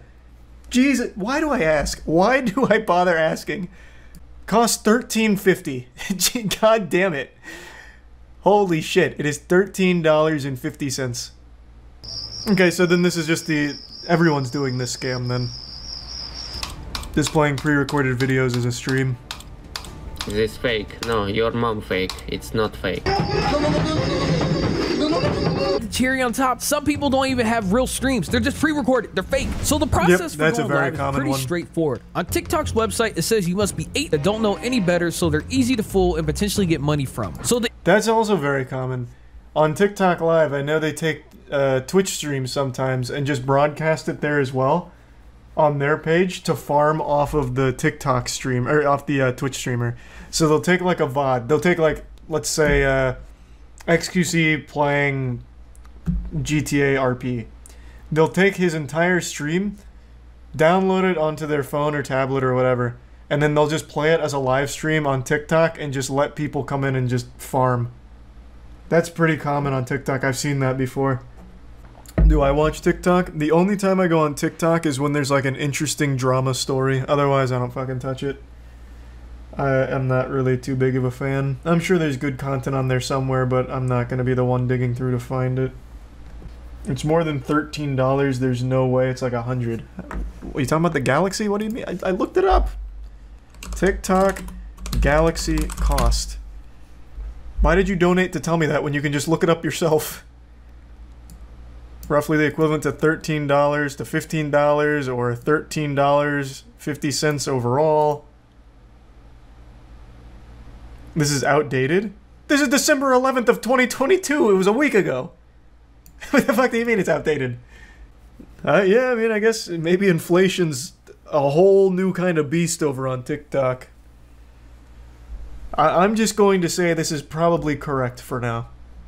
The easiest way to tell if a stream is fake is to look at the user's profile. For a majority of them, their profiles are either blank with a fake profile picture, and the bio either has no text, or some of them say, "Don't give me Galaxy," which is their way of saying, "Give me money." Are you serious right now? I haven't blinked for the last 17 days. You can literally join my live right now and check for yourself. I don't blink. This is unwatchable, holy fuck. Your live? That is cap, bro. I haven't blinked in the last 7 days. You can literally join my... Is it a scam or do people have bad taste? No, it's a scam. He just plays pre-recorded videos. So when you donate to him, and he's like, "Give me a Galaxy or I'm gonna fucking cry and pee-pee. Give me a Galaxy or it's gonna be real wet trousers in here. No Galaxy?" And then the chat, for some reason, does donate a Galaxy, but since it's a pre-recorded video, he doesn't react to it or anything. He just loops that video endlessly forever. He has all the Galaxies he needs. Yeah. He's got too many Galaxies now. He's got his bag. He said enough is enough. I'll leave a couple solar systems for the rest of you plebs. So Wasabi went over the minimum payout threshold, which is really generous. It's $10. As long as you make $10, you can get paid out for that. So getting one Galaxy pretty much immediately covers that, and I imagine he's actually been successful in farming that, considering he has 520,000 followers, and a lot of them just really don't seem to get it. I understand they're kids that still don't have object permanence, where if you put like an orange behind your back, they think it vanishes from existence. So these kids still believe that they're watching real content from the guy, even though it's pre-recorded videos. So I have no doubt that he's been able to get a lot of money out of doing this over and over and over again. He's also been doing this for a long time now. There's videos on YouTube right now that have called him out multiple times over the course of the last like 6 months at least, from like a Cheeto as well as a couple other commentary channels. So he's just been at this grind, the Sigma male grind, all year. Just absolutely scamming children, taking candy from babies. Followers and likes on his actual profile, but if you were to actually catch one of his lives, then you would see that as a pre-recorded video. Another way to tell that's pre-recorded is look at another YouTuber who has already covered this exact same guy before. A video that they showed for him over 6 months ago is a video that I just showed that I recorded myself when he was live a few days ago. So yeah, the entire thing is fake. And then of course, just like all these profiles that want to try and get money out of you or scam you, they have a link, you click on it, and then they provide 3 different drop downs saying earn this, make this, when all of it is not real. But the Eater of Worlds was unsatisfied with just Galaxies. His gluttony knows no bounds. So even apart from just the live stream scams, he now also includes more scams in his bio. He's double, even triple dipping into the art of scamming. So you click on his bio link and it brings you to the age-old scam, a classic, an iconic one even, where it's gift card giveaways, win an iPhone, win 50,000 skateboards, win a date with Jenna Ortega, like just all of these stupid things where like, oh, click here, get $750 and an iPhone and shit like that. All of it fake. All of it a scam. So this guy's entire identity online is based around just absolutely slapping kids and their parents' wallets around. But of course, he's not the only one doing it. It is extremely common on the platform right now. So again, I don't know why you'd ever go to a TikTok live stream unless you're really just trying to lose money for the sake of losing it. But at that point, just flush it down the toilet. Why bother giving it to a piece of shit like this guy? So, yeah, I just wanted to talk about some of the scams going around on there, and that's about it. See ya. Last month, a group of scammers successfully stole $240 million from a single victim, but their success was short-lived. This group of dweebs lasted about as long as Concord did because within a month, they were caught and assets frozen, 2 of them already being indicted, and it's all thanks to Zach XBT. This is someone I've talked about before. This guy is like Jason Bourne. If he's on your tail, your goose is cooked. Zach XBT is a scammer's worst nightmare. Him and CoffeeZilla I have the utmost respect for. They do incredible work with holding these pieces of shit accountable and catching them. And Zach XBT spearheaded this crazy investigation where he got everything. Like, he has probably more information on these guys than their own parents do. He's probably got all their fucking report cards from 2nd grade till they graduated. It is wild. And there's also video footage of them committing the crime. These goobers got the biblical smackdown put on them by Zach here. And since there's video recording of this, we get to hear from them, and holy shit, you get to hear just how sad and pathetic these dweebs are. And Zach also got like some of their messages that they exchanged, and one guy tried to use all of the money he stole to get girls, and yet continued to get rejected by all of them, at least from what we can see. It is unbelievable how pathetic they are. Anyway, here's kind of like the general breakdown of what happened. On August 19th of 2024, they targeted a Genesis creditor by calling his Google support via spoof number to compromise the account, calling his Gemini support claiming the account is hacked, social engineered victim into resetting 2-factor and sending Gemini funds to a compromised wallet, and then got the victim to use AnyDesk to share screen and leaked private keys from the Bitcoin core. He then also has some of the messages they exchanged about all of it. Reading through their messages, you can see that it's pretty much all social engineering. This is what hacking actually looks like for the most part. Very rarely is there a case where it's someone with fucking 5 keyboards surrounding them that they're typing on, injecting some kind of worm and code into the mainframe to hack, like the way it's portrayed in the movies with like a turbo hacker man with sunglasses on typing away furiously. Usually it's someone just pretending like, oh yes, I'm Phil Cheeseburger on behalf of Microsoft support, you're compromised. That's usually how it goes. So like reading through it, what you can do is, please just take a picture of the last 4 of the private key. You can crop the rest out and just please take the picture for now. You don't have to send it anywhere. So like they're just giving lines that they can feed this guy to convince him to do what they need in order to steal his money. They're basically just choosing dialogue tree options in a Bethesda game to try and steal people's shit. No way. No fucking way. I see it, bro. It's on the blockchain. It's on the blockchain, bro. No fucking way, nigga. Oh my god! Oh my god! No fucking way. Yo! We're done! We're done! I'm spazzing out! Do you know how much money that is? It's a quarter of a bill. Probably. Spent 3 ways or is it 4 ways? That's It's pretty pretty funny. Pretty 10 pretty bunnies. I'm gonna lose my shit! I can legitimately hear the Cheeto dust and fedora that the guy's wearing who keeps saying, probably a pretty penny. Probably like 10 pretty pennies. He sounds so fucking congested. Like I'm congested out the wazoo right now. But even I don't sound that bad, I don't think. Good lord, brother, holy. Dude just sounds like a wedgie magnet. It's actually baffling to me that they pulled this off and then had all of this evidence that they themselves gathered against themselves. Like, this is a private recording of them. You steal $240 million and you leave the biggest possible digital footprints. That's mind-boggling. Zach XBT claims that he has over an hour and a half of footage of these fucking goobers. There's also times where they slipped up revealing full names and other important information that Zach was able to gather. And the one I really want to focus on is Malone. Zach got some really good information on Malone because this guy loved to flaunt all of this shit. So he gets all this money and immediately starts spending $250 to $500K a night and giving out Birkin bags to random girls. There were girls on TikTok that were walking away from his parties just carrying Birkin bags, and I guarantee he didn't even get so much as a kiss on the cheek for it. This guy was blowing $500,000 a night to try and get laid, and I guarantee he's still a virgin. He even bought his crush a pink Lamborghini as well as 3 Birkin bags to try and lure her in and make her fall in love with him because of his money, and it doesn't work. He reaches out saying, "I got you a present, we'll call it an early birthday gift, a thank you gift, I appreciate you so much, heart." And all she says is, "I am taken once again," and he says, "I don't care." Malone, I know you care. Dude probably fell to his knees, crying into his hands, all this money, and he still cannot get a girl to be interested in him. Seems like he's using every doubloon that he stole to try and buy a girl's heart, and it is not working for him. She just shuts it down immediately, reminding him that she has a boyfriend. Like, that's so good. She doesn't even say thank you, by the way. This guy must actually be a huge nuisance, like a big piece of shit. She doesn't even bother to try and thank him. He must always try and use money as leverage on people or some shit, because she doesn't even entertain the idea for a second. That is so good. There is a part of me that hopes that she did at least still take the keys from him for the pink Lambo and then have the boyfriend reach out telling Malone thanks for the car. That would be the cherry on top. Now, Malone is one of the 2 that have already been indicted, so we get to take a look at this Casanova right here.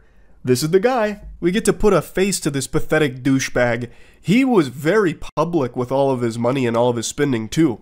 So Zach XBT actually pulled up his Instagram and some of the photos on it where he'd flaunt the money that he stole and what he spent it on. Here's one from his Instagram page, which is unfortunately private now, so I can't peruse to see what other bangers might have been on there. But I love how even in this photo, Malone is like the least visible person there. His 2 friends are front and center and Malone is in the background.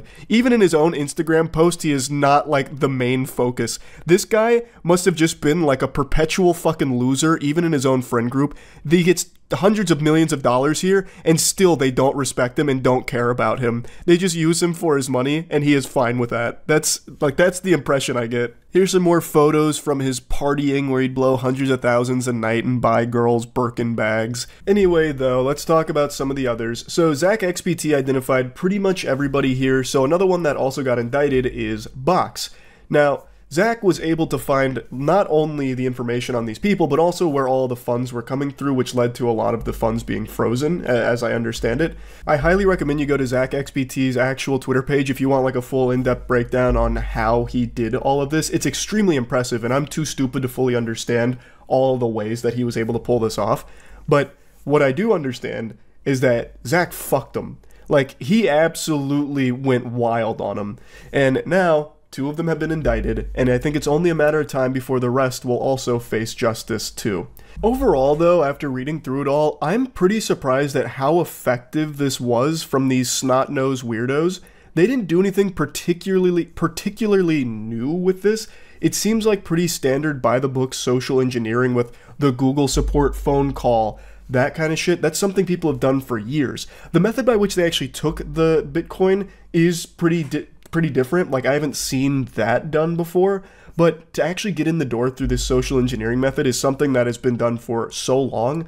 I am just kind of surprised that it still worked this well for them with someone that had that much money. You would think that they probably wouldn't fall for something like that, but what's been proven time and time again is that just because you have a lot of money doesn't mean that you're super fucking smart. So they got very lucky that their victim played along, even gave them screen control, and they took that money.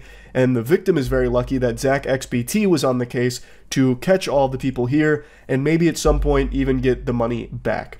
But right now, the thing to celebrate is that Zach XBT has done an incredible job with this investigation, identifying all of the scammers here and getting them to face justice.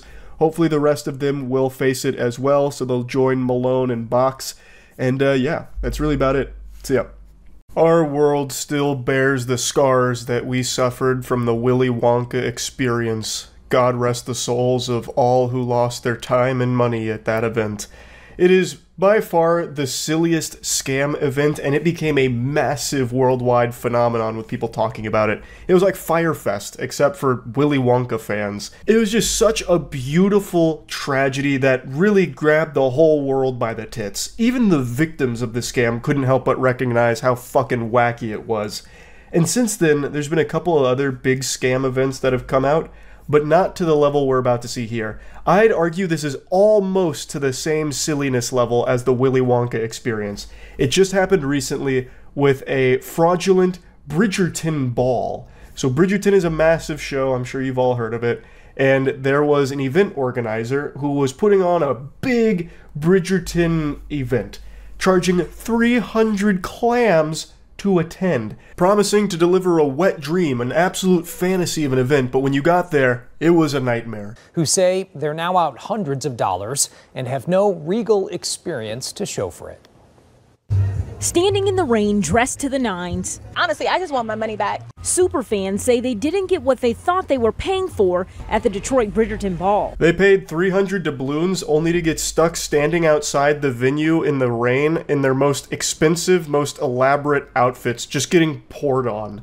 And if you did get inside, well, it wasn't exactly special. It was pretty barren and empty. It makes the surprise party my parents tried to throw for me in middle school look like the Met Gala. A Twitter user named Rachel gave us the scoop from the inside here about the Bridgerton Ball and what exactly it consisted of.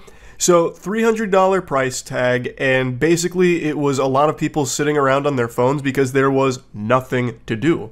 There was no ball. There was no anything. It was like the fucking void that Squidward goes to be all alone, except you're not alone, you're just surrounded by multiple hundreds of other people that also got scammed and paid to be there. There's also some hoopla before the event even took place because of a rescheduling that didn't make a lot of sense. So originally the event was supposed to happen in August, but then there was hoopla, they pushed it to September, and then there was even accusations that the reason that they had to push the date is because they weren't paying the previous venue, which is why they got, you know, kicked out of using the venue or something to that effect.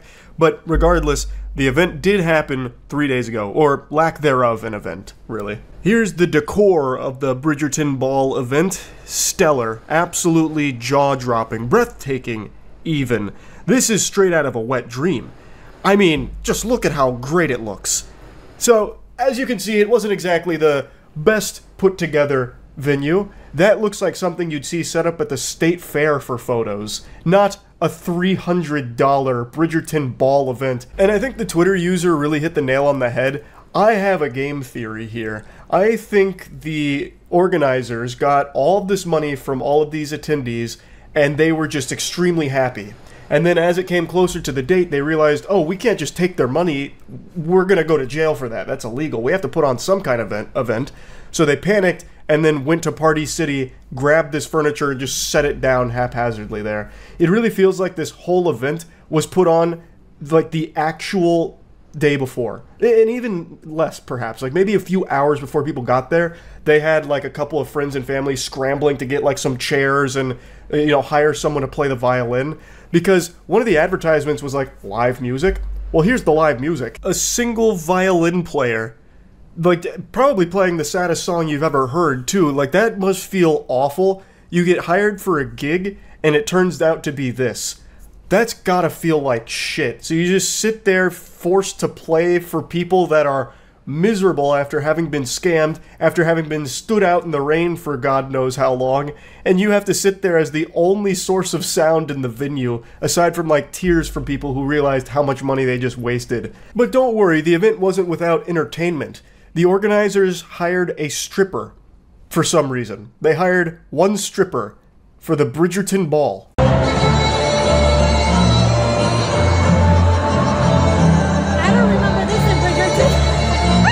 Now, I'm not the most knowledgeable on Bridgerton, but that seems a little out of place. It feels like what happened is they just scrolled through Facebook Marketplace for anyone advertising any talent, like, you know, commission them. Hey, I play the violin. I'll come do like a party or something if you need. Book it. Hey, I'm an exotic dancer. Book it. You probably could have advertised anything, and if you were on the marketplace at the time before this event happened, they probably would have grabbed your services. Like, hey, I'm a professional soup slurper. Oh, you're coming to the Bridgerton Ball. Hey, I juggle and spread my butt cheeks. To the Bridgerton Ball with you. Like, it looks like they just desperately, at the last minute, just hired some people to come in here just to, like, hang out to make it look like the event was happening. Like, it looks like they were trying to do the bare minimum where they could make a legal argument that they did fulfill their event obligation. But yeah, they promised a cash prize, which that didn't happen. They promised a diamond of the season thing, which didn't happen, and a lot of other, like, nonsense that didn't happen. And overall, most people want a refund, which is very reasonable. They got scammed. They 100% got schmeckeldorfed. They also got potentially food poisoned as well. Apparently they ran out of food after an hour, and some of the food they were serving was raw.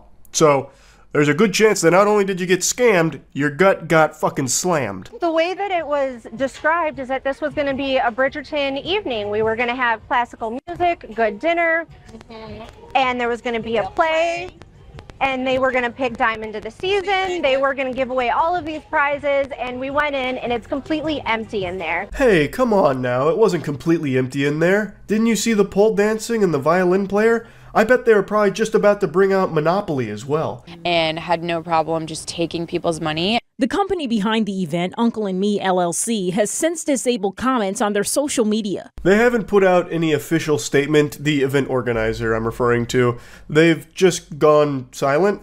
So I'm guessing this is just another little game theory here. I'm guessing what's going to happen is the classic. They're going to shut down their socials. They're going to remake the company under a different name and pull another scam like this again in the future. That's my hypothesis. I just don't see a world where Uncle and Me can somehow put out a statement that allows them to continue to do business down the line. Like, this fundamentally stops their whole business, because who the fuck is going to pay money to go to another one of their events? Even if they said they were just giving away free donuts, I bet nobody shows up because they wouldn't trust it. Like, they'd still feel like there's some kind of scam there. It's not something an event organizer can come back from. You have scammed a lot of people, and they're not giving refunds as of this moment. So how the fuck are you expected to do business again? And I don't think they're going to try. I think they're going to rebrand. That's my guess. I am hoping for a happy ending, though, for the people that lost their money in this. I'm hoping they get a refund.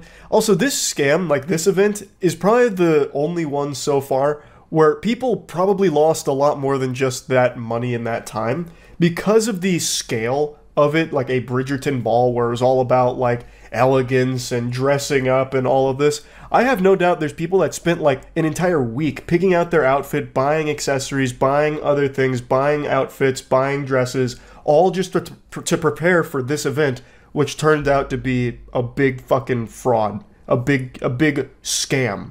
So I do think that this is probably more than $300 that people lost in this. That's just how much they lost on the ticket, and that super sucks. But anyway, want to talk about it a little bit. That's it. See ya.